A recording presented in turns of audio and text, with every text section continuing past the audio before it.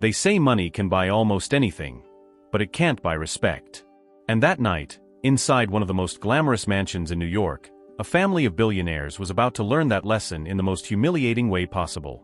The chandeliers sparkled above the ballroom, champagne flowed like water, and laughter echoed through the air. This was not just any party, it was the Hamilton family's annual charity gala, a place where millionaires and billionaires mingled, showing off their wealth and influence. Every dress cost a small fortune, every watch could buy a house. And yet what happened that night proved that true worth isn't measured in dollars. At the center of the room stood Cassandra Hayes, a striking woman in her early 40s. She was dressed in an elegant emerald green gown that shimmered under the lights, her natural curls framing her face like a crown. To the untrained eye, she might have seemed like just another guest. But Cassandra was no ordinary guest. She was the CEO of Hayes Global Industries, a company worth billions, and the very reason the Hamiltons were about to secure a $300 million deal that would double their family's already massive fortune. But there was one thing the Hamilton family didn't know. Cassandra wasn't there just to finalize the deal. She had been watching them for months, and she had a reason for being at that party that went far beyond business. Before we dive deeper into this journey, if you enjoy stories that touch the heart and inspire the soul, hit the like button, subscribe, and comment below where you're watching from. We love hearing your stories too. As the night went on, she made her way to the buffet table, where she overheard whispers. At first, she ignored them. Until she caught the words, "She doesn't belong here. I mean, look at her." Cassandra turned her head slightly and saw Victoria Hamilton, the family's eldest daughter, smirking as she spoke to her fiancé. Victoria's diamond necklace sparkled as she added, "Imagine having that much money and still dressing like that."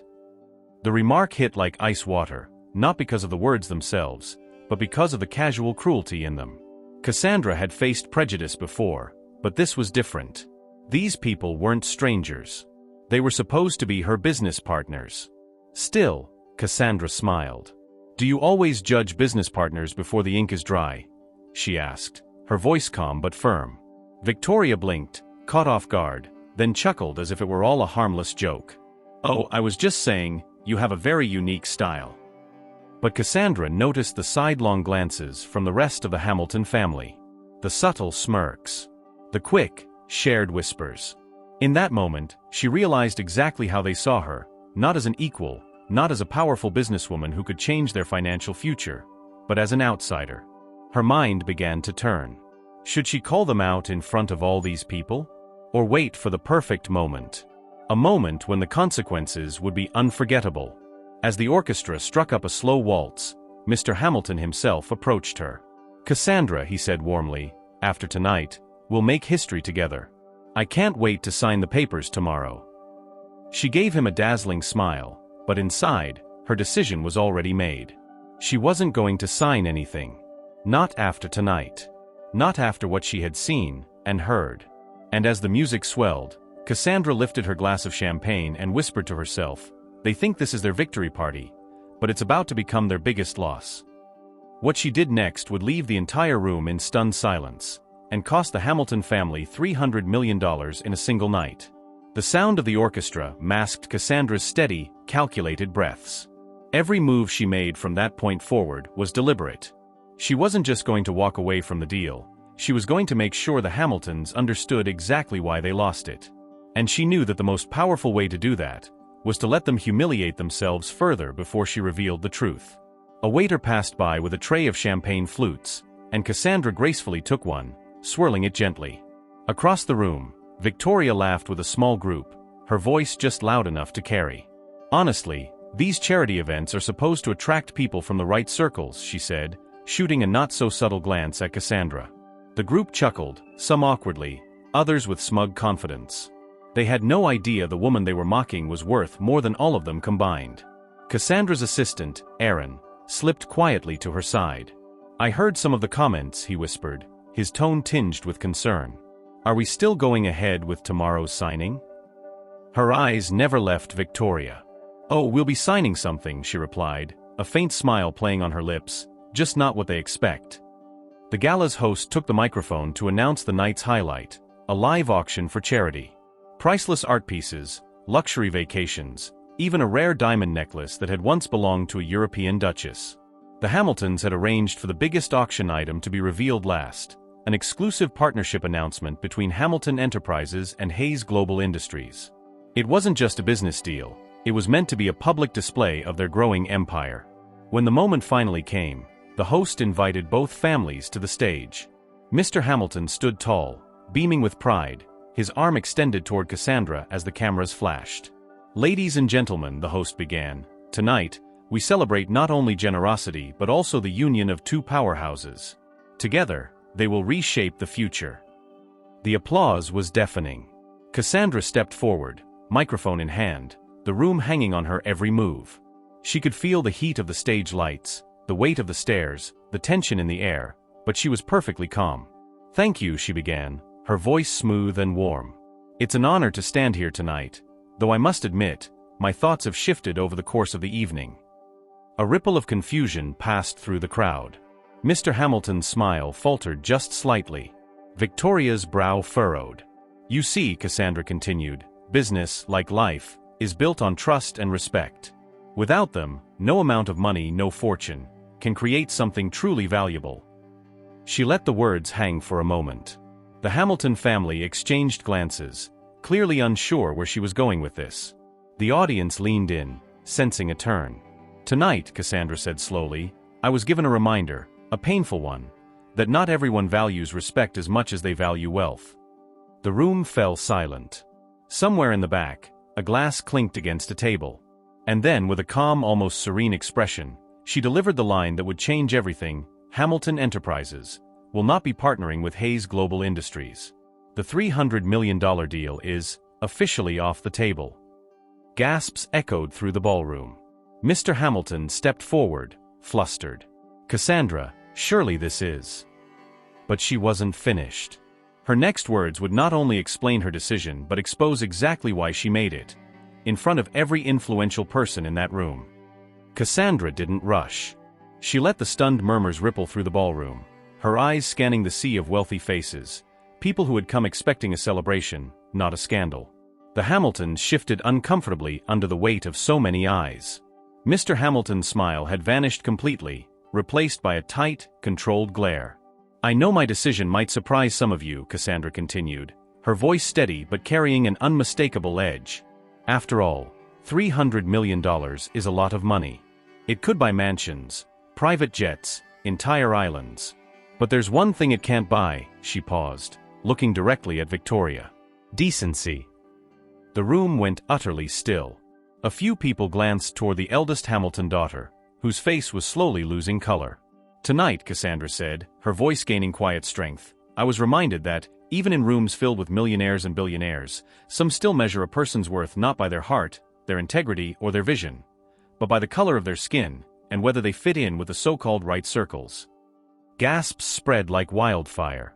The whispers started, sharp, urgent, electric. What did she say? Is she talking about? She can't mean the Hamiltons. Cassandra didn't let the moment fade. She stepped closer to the edge of the stage. "To some of you, I might just be a woman in an emerald dress. But I am a businesswoman who built her company from the ground up, starting with nothing but a dream and a few $100s. I've signed deals worth billions. I've worked with people from every background imaginable. But I will never ever work with people who believe they are better than others because of how they look." Victoria's fiancé muttered something under his breath, but Cassandra caught it. "Would you like to repeat that for everyone here?" she asked, her tone sharp. He went pale. Mr. Hamilton finally stepped forward, his voice trying to sound calm.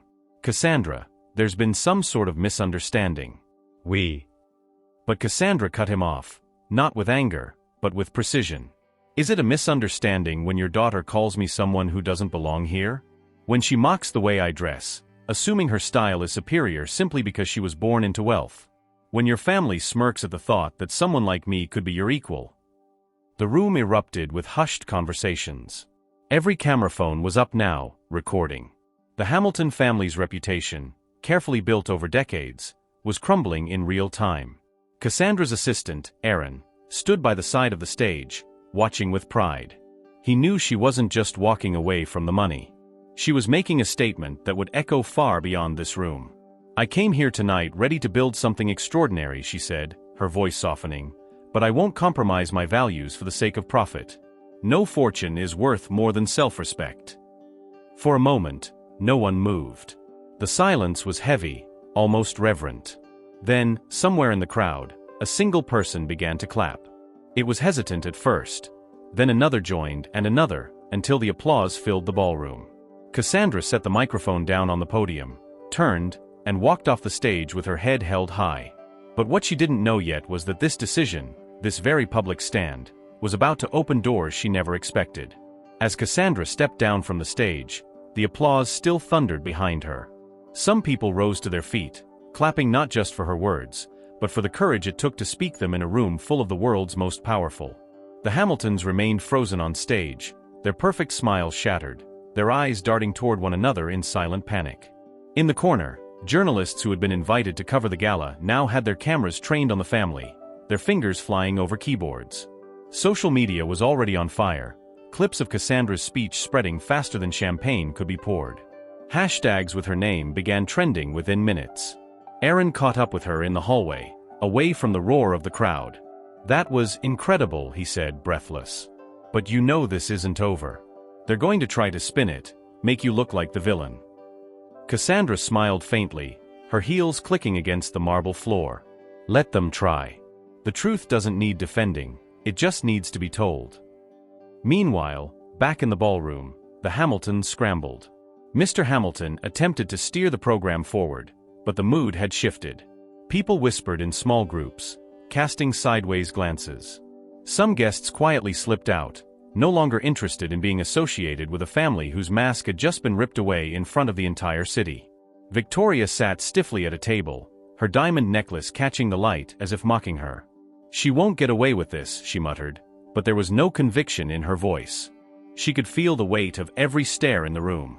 For the first time in her life, she wasn't the center of admiration, she was the center of shame. By the next morning, every major business outlet was running the story. Billionaire family humiliated at gala after racist remarks, $300 million deal cancelled on stage. Opinion pieces praised Cassandra for her integrity, with headlines like "Why walking away from millions was Cassandra Hayes' smartest move yet." Stock analysts even noted that while Hayes Global Industries' value rose by nearly 5% overnight, Hamilton Enterprises had taken a sudden dip. But not everyone was applauding. Cassandra's phone lit up with calls from board members and potential partners. Most were supportive, but a few warned that public stands like this could make her a controversial figure in the business world. Cassandra listened, thanked them, and simply replied, "If standing up for what's right makes me controversial, then I'm exactly where I want to be." That afternoon, she received an unexpected call. The voice on the other end was deep, confident, and warm. "Ms. Hayes, I saw what you did last night. I own several companies that align with your mission, and I believe we can work together.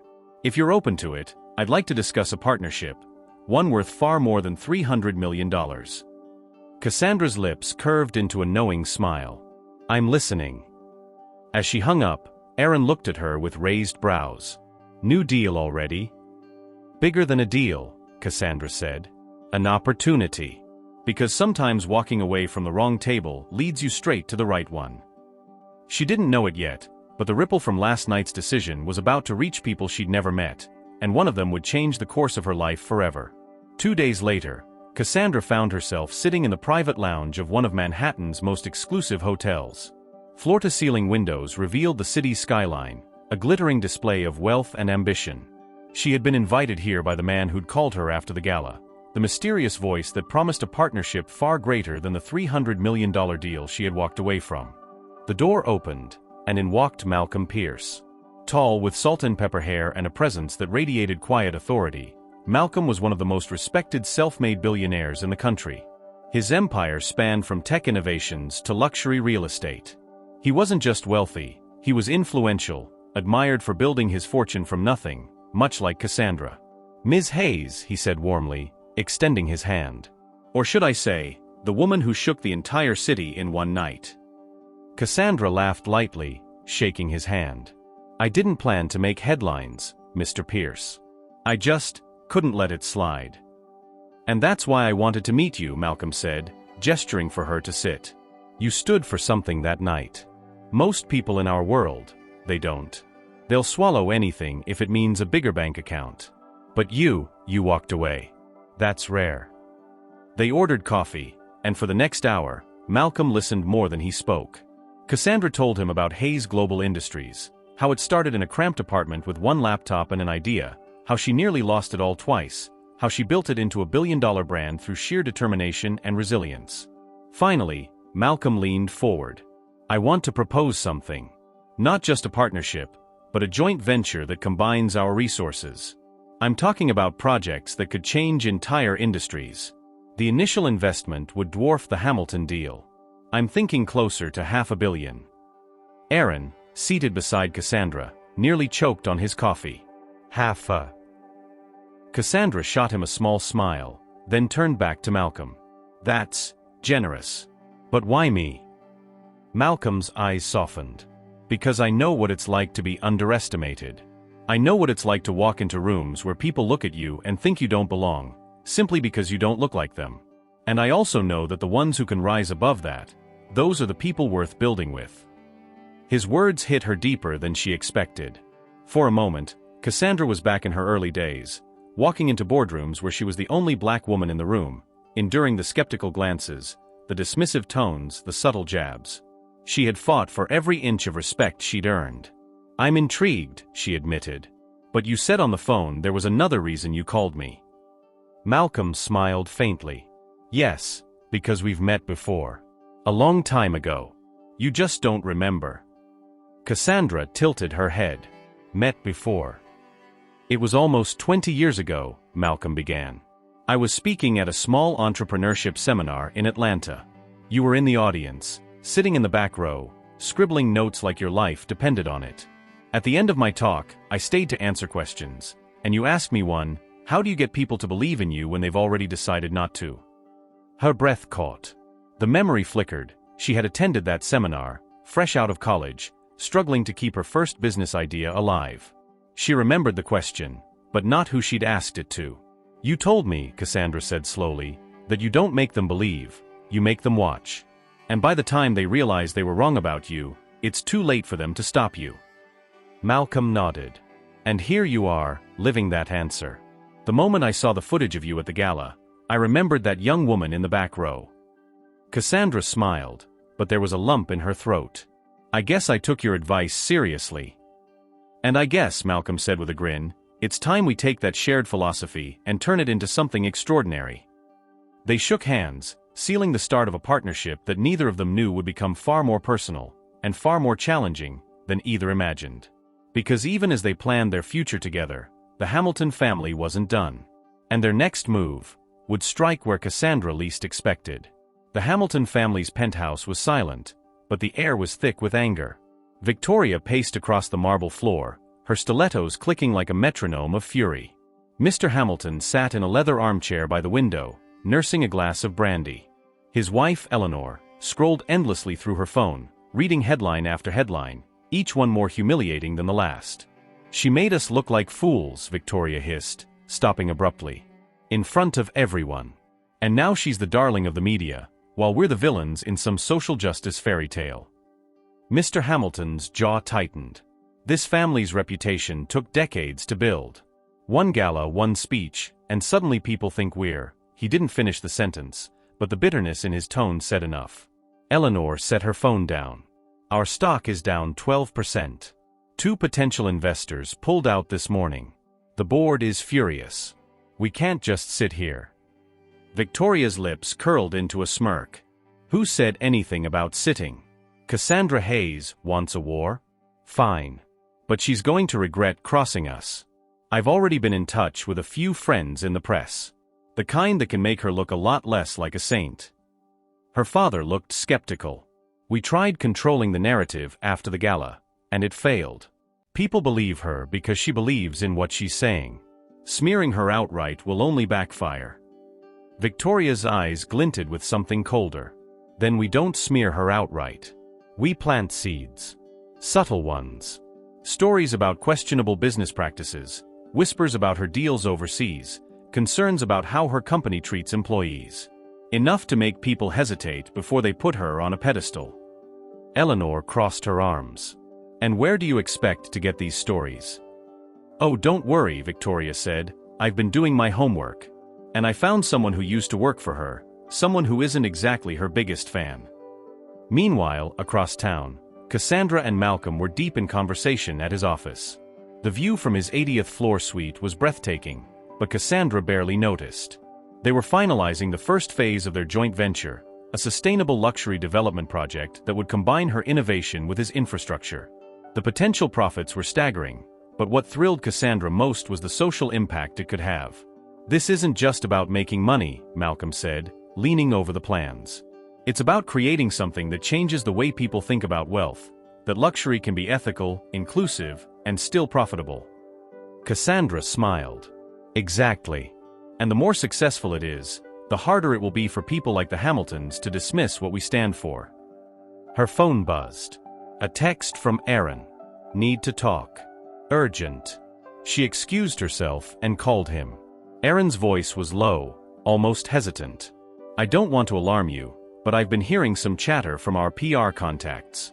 There's a rumor starting to spread, nothing solid yet, but it's about supposed labor issues in our overseas factories. Cassandra frowned.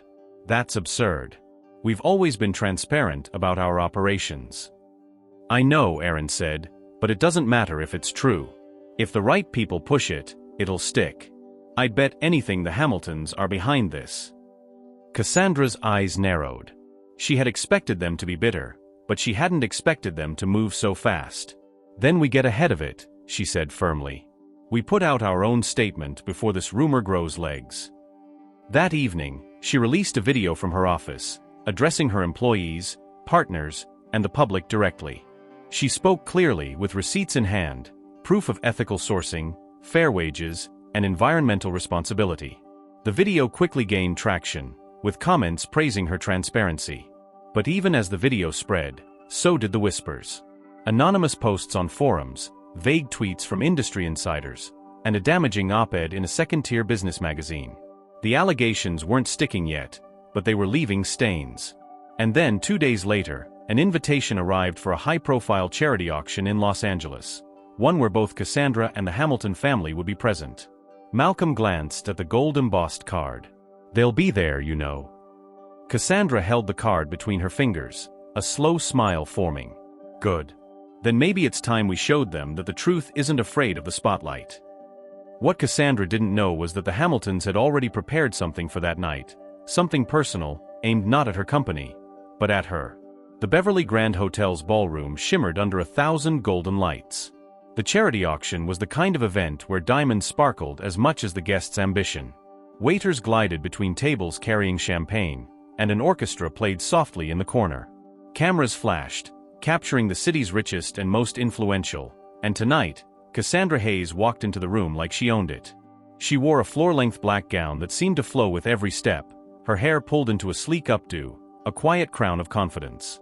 Malcolm walked beside her, effortlessly commanding the same respect. Heads turned. Whispers followed. And in the far corner, the Hamilton family watched her approach. Victoria's smile was all teeth. She came, she murmured to her mother. Eleanor sipped her wine. Good. Let's see how she handles this.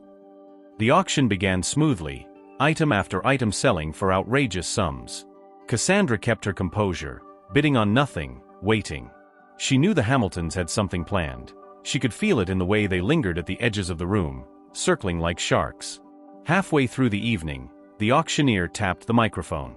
And now, a very special donation item, an exclusive never-before-seen portfolio revealing the truth behind one of America's fastest-growing companies. Donated anonymously. A large screen lit up behind him, displaying a headline in bold red, The Hidden Cost of Hayes Global. The room buzzed.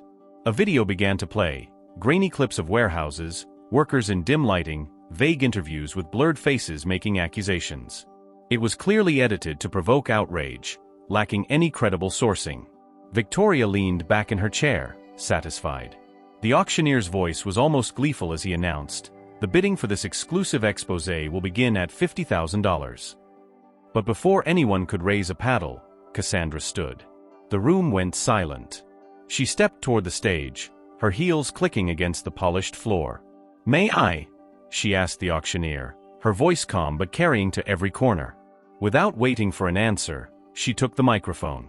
"This," she said, gesturing to the screen, "is the kind of thing people create when they can't stand to see someone succeed without their permission. It's a collection of lies, half-truths, and manipulations. And I could stand here and defend myself, but instead, I'm going to let someone else do it." She pulled out her phone and tapped it. The ballroom screen flickered, the smear video disappearing. In its place appeared a live feed from one of Hayes Global's overseas facilities. On the screen, workers waved to the camera, smiling, holding signs that read, "We are Hayes Global and fair pay real jobs." Managers gave quick tours, showing clean, safe environments, and explaining the benefits programs in detail. The feed was raw, unedited, real. Cassandra's voice softened. "This is who we are. These are the people who make our success possible. I built this company for them as much as for myself. And if anyone here would rather believe a shadowy smear campaign than the truth, well, your money's not welcome in my business anyway." The room erupted in applause. Even those who had been unsure moments ago found themselves standing, clapping. Malcolm smiled, watching the tide turn in real time. Victoria's expression darkened. She whispered something to her father, but before they could move, the auctioneer spoke again. "Ladies and gentlemen, Mr. Malcolm Pierce has just informed me that he and Ms. Hayes are donating a $2 million scholarship fund for underprivileged entrepreneurs, effective immediately." Gasps and cheers filled the room. Reporters rushed forward, cameras flashing. In an instant, Cassandra's presence at the event transformed from target to triumph. Later, as the evening wound down, Malcolm and Cassandra stood on the hotel balcony, the city lights stretching out below. "You didn't just survive that," Malcolm said. "You owned it." Cassandra smiled. "You told me once not to make people believe in me, just to make them watch. Well, they watched." He chuckled. "And the Hamiltons? They'll keep trying," she said. "People like them always do. But every time they come for me, they just make my message louder." She looked out over the glittering city, her voice steady. "Money can buy a lot, houses, cars, headlines. But it can't buy integrity. And in the long run, integrity is the real fortune." If this story touched your heart, don't forget to give this video a like, subscribe to our channel, share this video and tell us in the comments, what part of this journey moved you the most? There's another story waiting for you, and it might just change the way you see the world. Thank you so much for watching and see you soon.